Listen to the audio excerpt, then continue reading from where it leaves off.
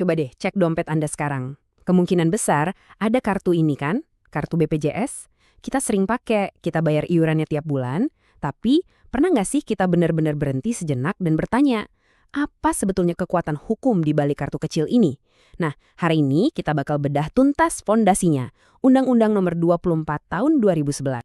Jadi, pertanyaannya sebenarnya simpel tapi penting banget. Apa sih landasan hukum di balik jaminan sosial yang kita punya ini? Kita mungkin tahu fungsinya, tapi apa aturannya? Apa hak dan kewajiban kita sebagai peserta? Yuk kita cari tahu bareng-bareng. Oke, kita mulai dari pertanyaan yang paling mendasar dulu ya. Kenapa sih BPJS ini harus ada? Apa sebetulnya tujuan besar di balik pembentukan sebuah badan segede ini? Dan jawabannya ada di sini. Ini adalah kutipan langsung dari undang-undangnya loh. Coba perhatikan baik-baik kata kuncinya, kepastian. Jadi ini bukan sekedar bantuan yang sifatnya sementara, tapi sebuah janji, sebuah garansi dari negara untuk melindungi dan menyejahterakan kita semua. Terus, apa sih jaminan sosial itu? Nah, di pasal 1 dijelaskan dengan gamblang. Ini tuh sebuah sistem perlindungan sosial. Tujuannya untuk memastikan semua rakyat, tanpa terkecuali, bisa memenuhi kebutuhan dasar hidup yang layak. Jadi ini lebih dari sekedar asuransi. Ini adalah salah satu pilar kesejahteraan sosial negara kita. Oke, sekarang kita udah tahu tujuannya. Terus, gimana sistem ini dirancang? Nah, ini yang menarik. Mungkin banyak dari kita yang mengira BPJS itu cuma satu badan, padahal di baliknya ada dua pemain dengan fungsi yang sangat berbeda.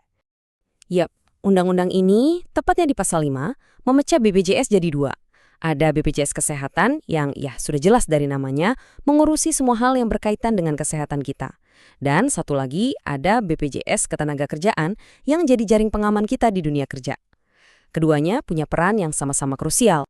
Kalau BPJS Kesehatan, fokusnya itu satu dan sangat jelas, seperti yang tertuang di pasal 6. Mereka cuma menyelenggarakan satu program utama, tapi program ini super komprehensif, yaitu program jaminan kesehatan.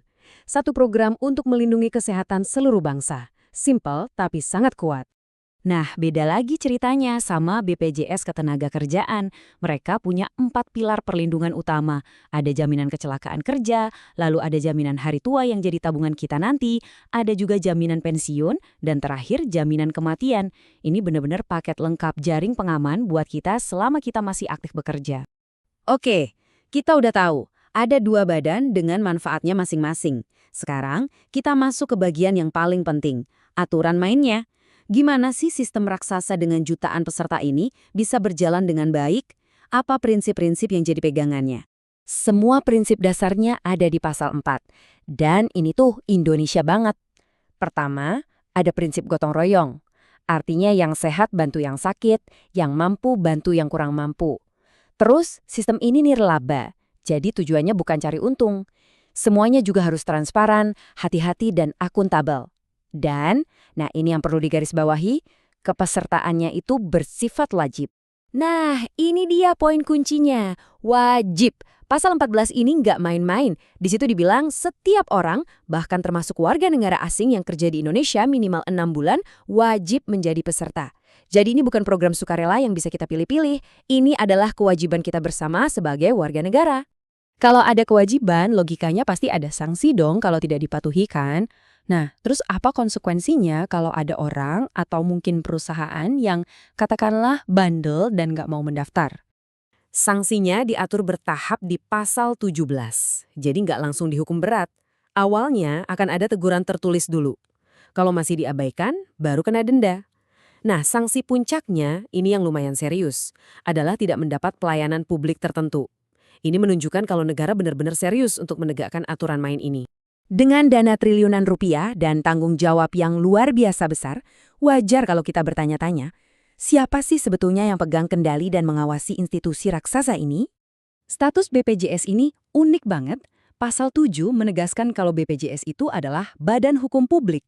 Artinya apa? Dia bukan BUMN, bukan juga perusahaan swasta. Dia bekerja murni untuk kepentingan publik dan pertanggungjawabannya langsung kepada Presiden. Garis komandonya sangat jelas. Secara struktur, menurut pasal 20, di dalam BPJS itu ada dua organ utama. Ada direksi, ini adalah tim yang menjalankan operasional sehari-hari, lalu ada Dewan Pengawas, yang tugasnya adalah mengawasi kinerja direksi. Jadi ada mekanisme check and balance di dalamnya, biar nggak jalan sendiri-sendiri. Terus, siapa saja yang ada di Dewan Pengawas ini? Nah, komposisinya di pasal 21 ini menarik banget, isinya keroyokan. Ada perwakilan dari pemerintah, dari unsur pekerja, dari pemberi kerja atau pengusaha, bahkan ada satu orang tokoh masyarakat. Desainnya sengaja dibuat begini supaya semua suara bisa terwakili dan pengawasannya pun seimbang.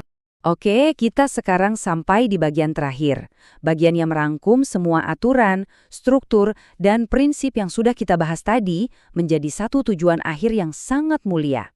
Ujung-ujungnya, semua pasal yang rumit dan struktur yang berlapis-lapis itu muaranya cuma ke satu kalimat ini yang ada di pasal 3, yaitu terwujudnya jaminan terpenuhinya kebutuhan dasar hidup yang layak bagi setiap peserta. Inilah ruh dari undang-undang ini, sebuah tujuan yang sangat manusiawi. Jadi, setelah kita memahami semua aturan mainnya, dari tujuan hingga ke sistem pengawasannya, pertanyaannya sekarang kembali ke kita. Sebagai peserta, sebagai bagian dari sistem gotong royong raksasa ini, apa peran yang bisa kita mainkan? Bagaimana cara kita bisa ikut memastikan kalau janji perlindungan ini nggak cuma jadi tulisan di atas kertas, tapi benar-benar menjadi kenyataan bagi setiap orang di sekitar kita?